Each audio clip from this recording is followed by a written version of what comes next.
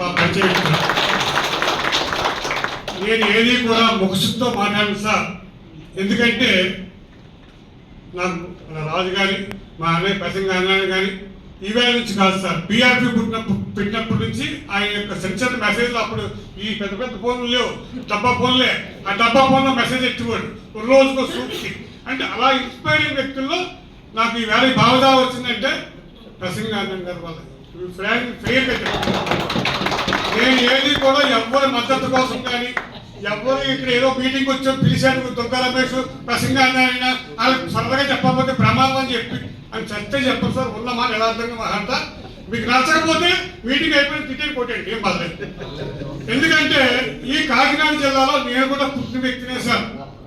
కాకినాడ జిల్లా గొప్పదనం ఏంటంటే ఎక్కడో బ్రిటిష్ వాళ్ళు వచ్చి పరిపాలించేటప్పుడు ఓ భార్యాభర్త సిబిఎం కాలేజీ కట్టారు సార్, మెట్రాలజీ స్కూల్ కట్టారు సార్.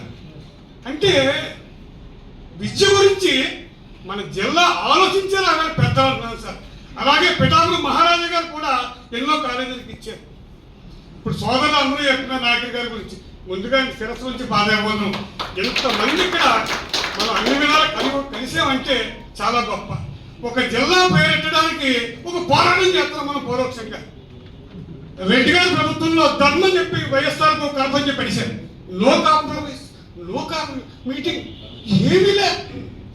టీడీపీ ప్రభుత్వంలో జైఎన్టీఆర్ పెరిగారు. ఓ బాధ. ఇదే బాలజీ సెంటర్లో గాంధీ గారు బొమ్మ పీకేశారు, వైఎస్ఆర్ బొమ్మ పెడితే ఎందుకు పీకారా అడిగిలో లేరు. కారణం ఏంటి? ఈ వ్యాధి మీటింగ్ పెట్టిన పరిస్థితి ఏంటి? బడుగులు రాజ్యాధికారులు తమిళనాడులో బీసీ సీఎం అయితే లటక్కి మనం వేసుకుంటాం. నాయకుడు గారు జిల్లా పేరు అడిగి కూడా ఉండమని ఎవడను. అంటే ఏంటంటే ఈవేళ ఎంబసీ గారి భూములు చాలా మంది పైకి చెప్పట్లేదు, కానీ ఈ కాంప్లైంట్ కూడా అనిపించేస్తారా అని ఓపెన్గా లోపల మాట్లాడుతుంది. ఇది నిజం, ఇది నిజం. ఎందుకంటే నేను మమ్మల్ని ఆ వేళ భూములు మా కాపులు పరిపాలిస్తున్నారు. కాపు ఎమ్మెల్యేలు ఉన్నారు జిల్లాలో, 7 ఎమ్మెల్యేలు, 5 కాపులు, ఎంపీలు కాపులు. మీరు ఆగండి, తప్పేదో మమ్మల్ని